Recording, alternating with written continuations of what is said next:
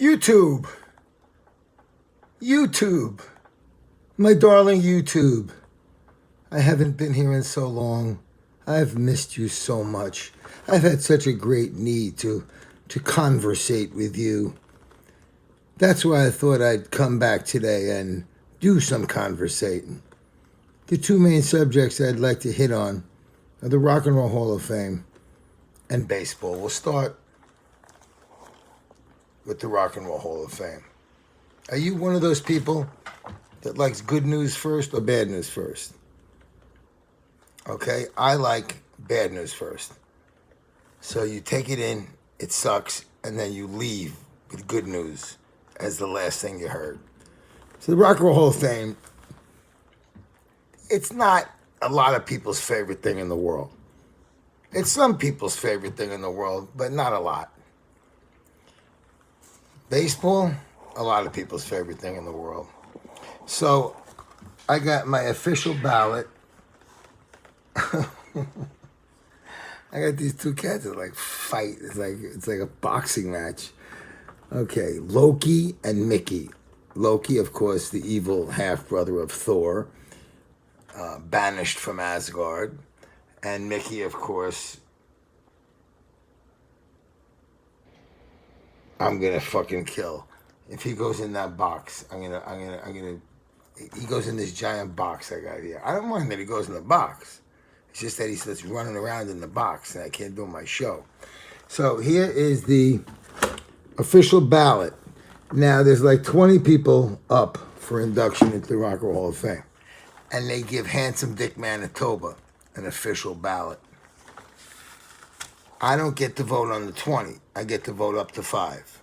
Once they pick the 20, I can pick 0 through 5. Let me take off my glasses so I can read a little. Hey, expressive eyes, huh? Old Brown Eyes is back. As a matter of fact, old Brown Eyes is getting older, so I'd be putting on my reading glasses and whatnot. Okay, so the official ballot this year. Now, when I used to do my radio show on Sirius, I thought this was pretty funny. Like, let's say Pat Benatar. Let's say I didn't want her in. I would go, okay, up this year for induction into the Rock and Roll Hall of Fame is Pat Benatar. And then if I wanted, like, the MC5, I'd go, and the MC5! And that's how I'd let people know who I was voting for. Then I said, you know what? I've been in this business since the mid-'70s, early to mid-'70s. I have a lot of friends. I have a lot of enemies. I don't want to make any more enemies. I don't really want people to know who I voted for. I don't want people to know who I voted for president. I don't want people to know how much money I got. But everybody knows I ain't got none, so it doesn't matter. So, official ballot. Now, here's the thing with the Rock and Roll Hall of Fame. Everybody should just loop what they say, because they say the same thing over and over and over again. Everybody's got an opinion. It sucks. It's a stupid waste of time. It's bullshit. How could you not have so-and-so and so-and-so and so-and-so, yet you have so-and-so and so-and-so, and everybody makes a point. Now think of it like this. This is how I think. At my age, I must have walked past at least in New York City 1 million people. Easy. Come on. Times Square in the 60s? At least 1 million people. All 1 million of those people had ideas and thoughts and emotions and opinions about everything. Social, cultural. Did I know what they were? No. Did I think about what they were thinking or what they were feeling? No. Did I give a shit? No. But now you have this little computer in your pocket, and all those people you walked by for 50 years are now in your fucking pocket with their opinion. Excuse me, I gotta go kick these cats' asses. Hey, get out of here. Get out of here.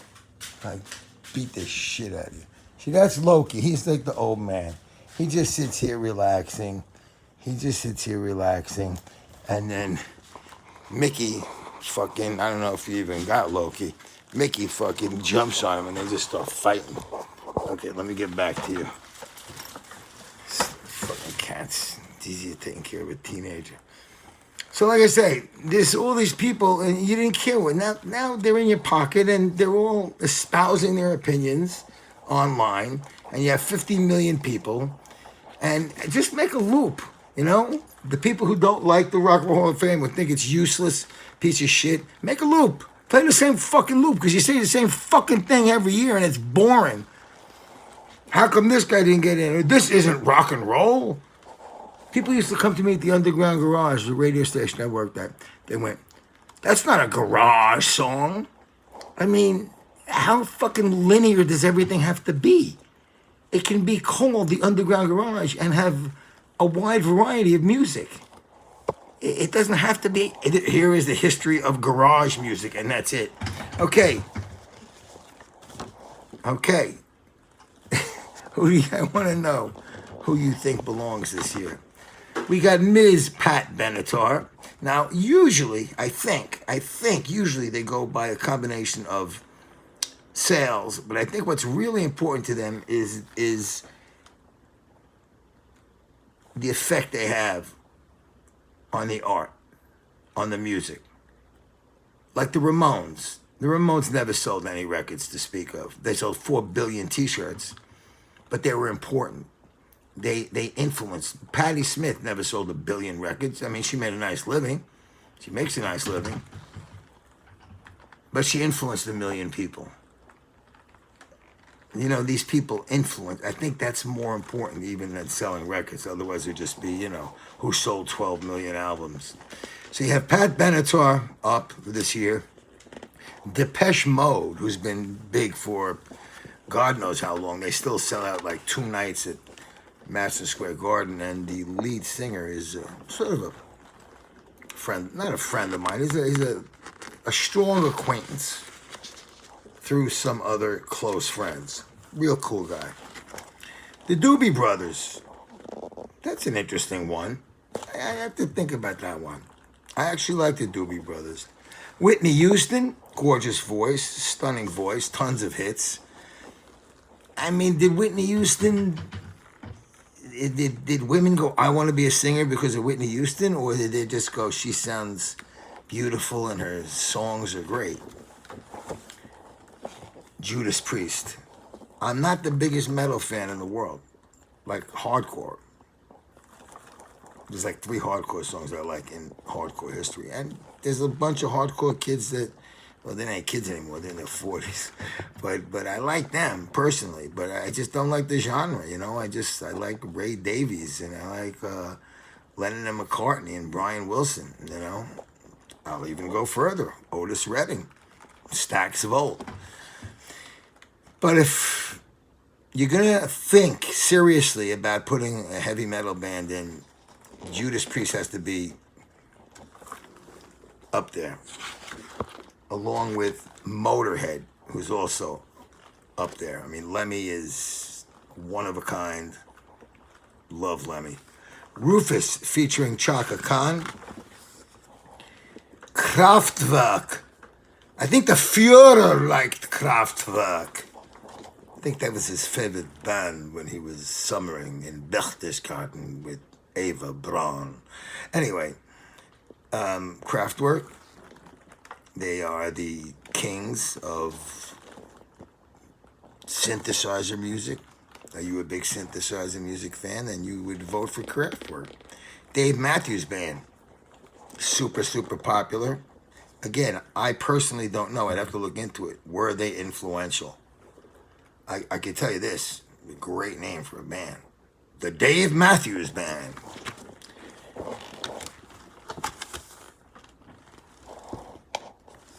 What's this? What's this? Yo, what's this? Imagine when Wayne Kramer called me up in the pouring rain. I'm wheeling my 2-year-old baby, Jake Manitoba, Jake Koufax, in the rain. And he goes, how would you like to go to Europe for 2 or 3 weeks and basically get paid money to sing, kick out the jams? I mean, I'm, you know, making the whole thing into a small little piece here. It was a lot bigger than that. I said, okay. MC5, if you love hard rock and roll and fucking, I mean, Wayne's one of the greatest guitar players, one of the smartest guys I've ever met too. As I mentioned, we have a Motorhead. We have 9 Inch Nails. This is going to be a tough one. Because again, I have a lot of respect for people that invent, like the Ramones invented something. Nobody else sounds like the Ramones. The Cramps invented something. Nobody else sounds like the Cramps. 9 Inch Nails invented something. Nobody else sounds like them. Soundgarden, very powerful. As far as I guess they're very influential. You gotta look into it more. I wasn't a huge Seattle guy. Todd Rundgren, I mean, brilliant in so many ways. Singer, songwriter, studio guy. He did the first Dolls album. Yeah, he produced the first Dolls album. George Shadow Morton, who did the Shangri-Las, did the second album. You have Thin Lizzy and my man Phil Lynott. Me and him had a drink back in the day at Rosie O'Grady's on like 51st Street or 49th Street, something like that, 7th Avenue. It's still there. Rosie O'Grady's, me and Phil Lynott, man. With me, Thin Lizzy, cool band. We played a bunch of shows with them. T-Rex, I got to see T-Rex play in the Academy of Music, which is the Palladium. I get a terrace. I'll throw these cats off the terrace. Hey, stupid. Hey, shit for brains. Oh, the people that I adopted these cats from are really going to be happy with me if they see this. Hold on, I gotta go. Fucking cats are ruining my fucking show. Where is this idiot? Get out of here!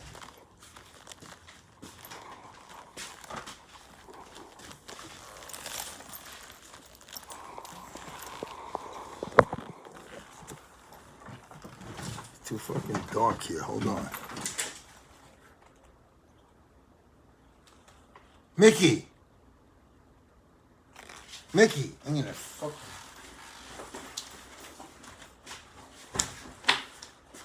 Excuse me, audience. Pardon me, fans. Okay.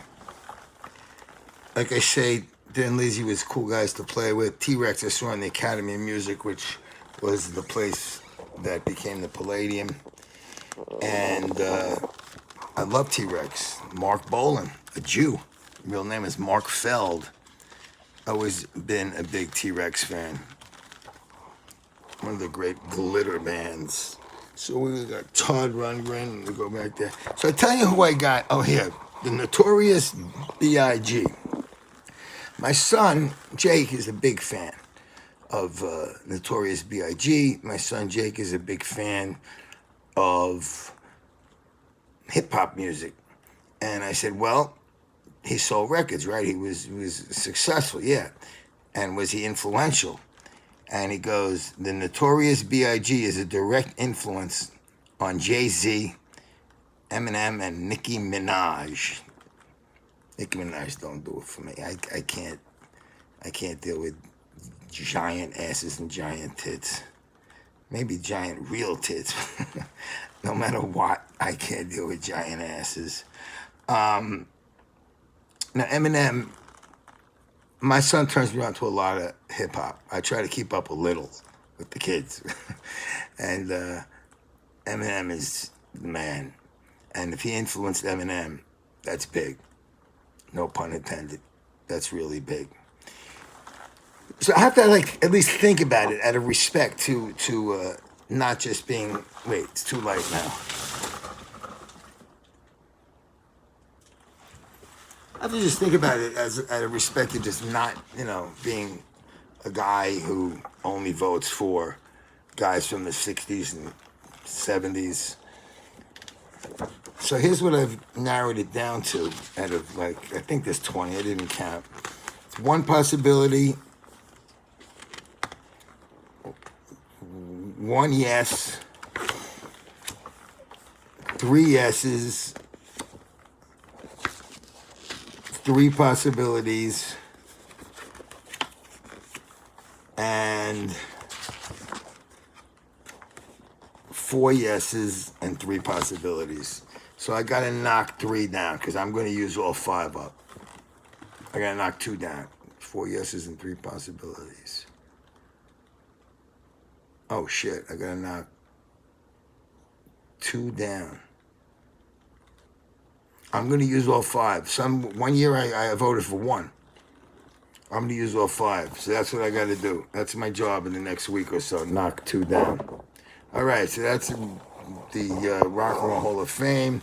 I don't want to hear that you like it, that you don't like it, that it means something. It doesn't mean anything. You know what? I've been in radio a long time. It makes for conversation. You know what I mean? I just talked about it for 15 minutes. Let's go to baseball. I thought the World Series was great. Really great. I thought it was bizarre. Bizarre. The fact that every game was won on the other team's field. Houston won 3 in a row in Washington, and Washington won, no, it was the other way around. Houston, yeah, they did, won 3 in a row, I'm sorry, in Washington, in the middle. And then Washington won 2 in Houston, and then at the end, 2 in Houston. It's sick.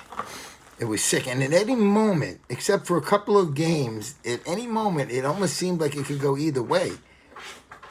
The last game was just like floating along, but you got this feeling like it wasn't going to stay like that.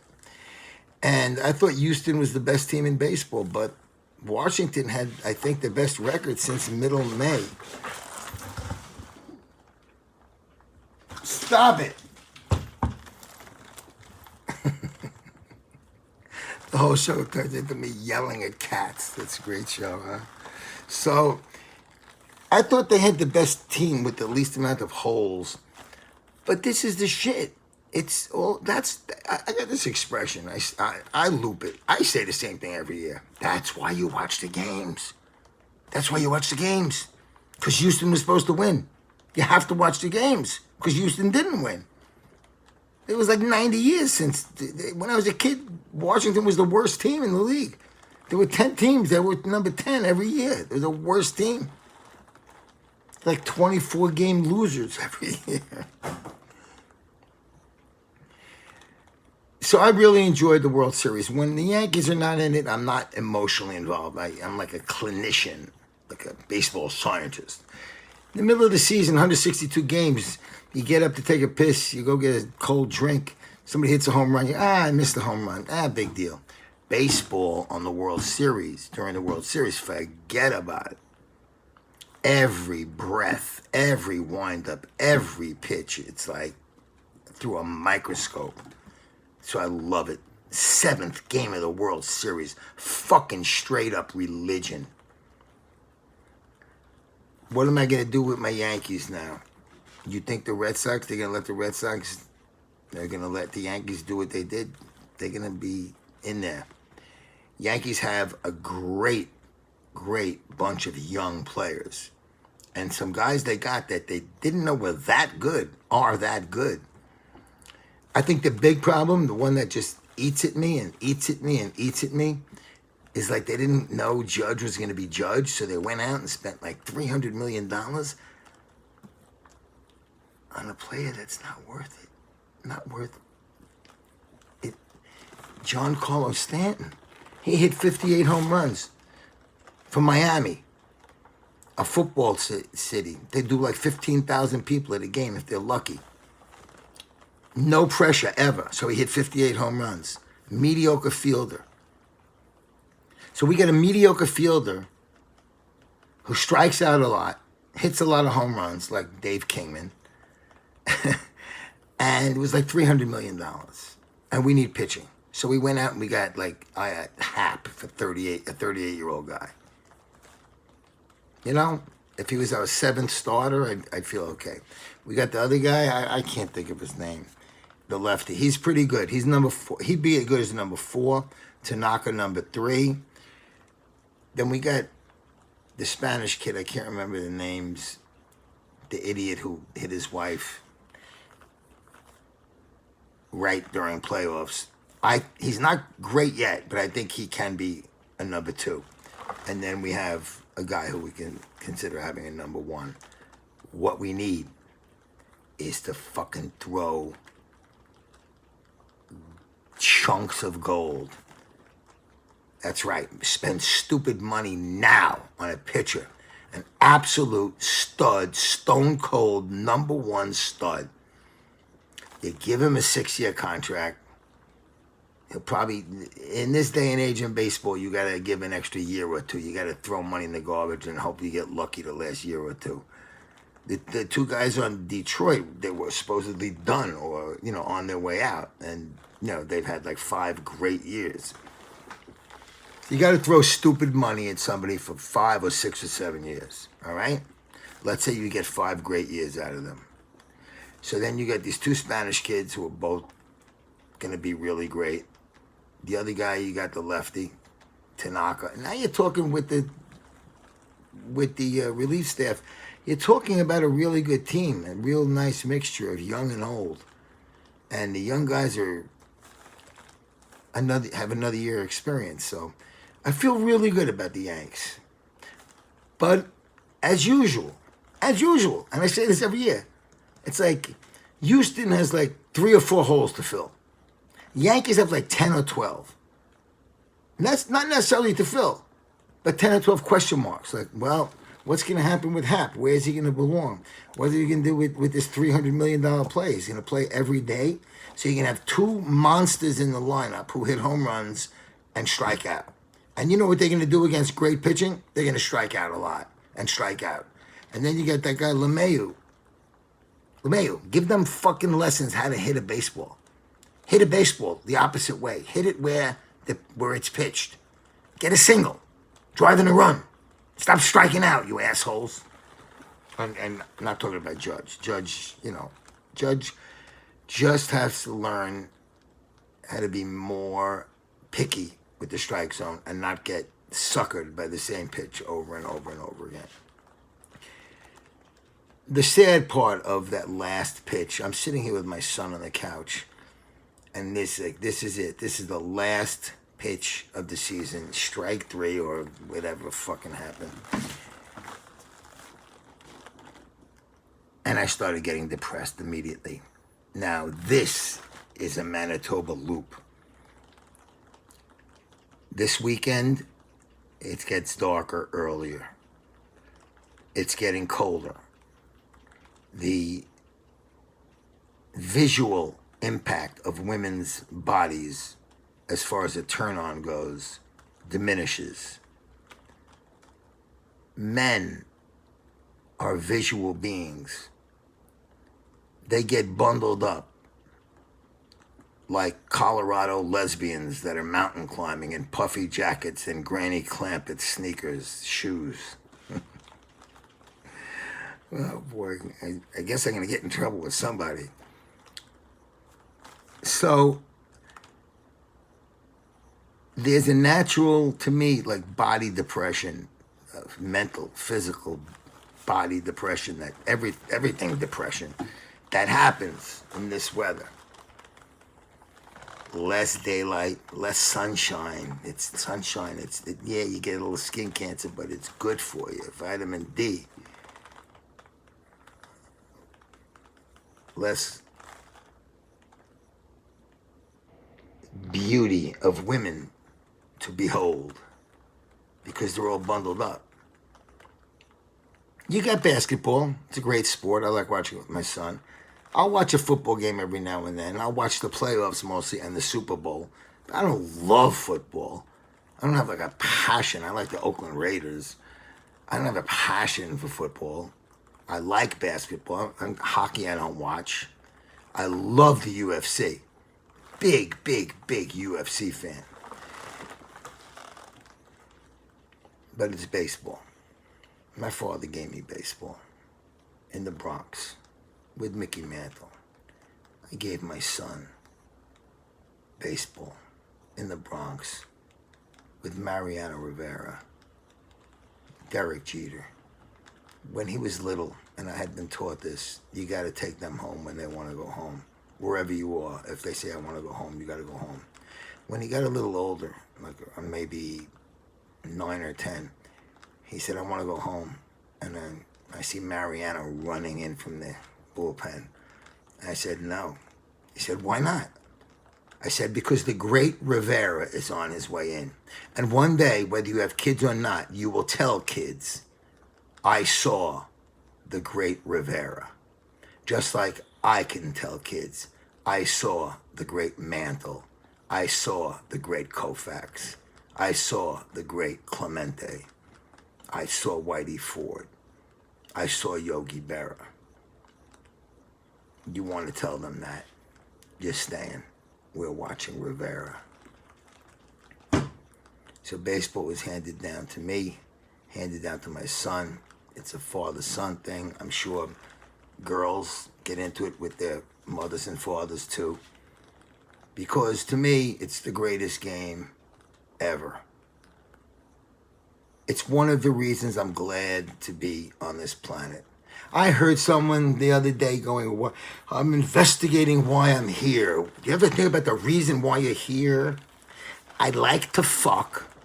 I like to eat good food. I love the game of baseball. I love rock and roll. Why the fuck do I have to figure out anything beyond that? That's the answer. That's why I'm here. To enjoy those things. Okay? Capiche? But I get really, there's a certain type of natural depression that comes with the winter. And then there's my baseball depression. Because people just talking bullshit. We're going to get this guy, this guy, this guy, this guy. It's bullshit for a few months. And then it starts, you have to wait till February. And it's, you're hearing stories about people down in Arizona and Florida. You know, that's not really baseball. So I got to wait a long time. So that's why that last pitch of baseball is just so fucking sad to me. I guess I'm done for now. I talked enough. We conversated well. I beat my cats up. You know what kind of guy I am now. I love you all. I'm Handsome Dick Manitoba. I'll see you soon. Oh, you got to go to this. You got to check out my podcast, You Don't Know Dick. It's called You Don't Know Dick. And you got to go to Patreon, Patreon.com. Patreon.com/Handsome Dick Manitoba. You got to go there and check out my website, HandsomeDickManitoba.com. Thank you for tuning in. I will see you, as my father used to say, subsequently.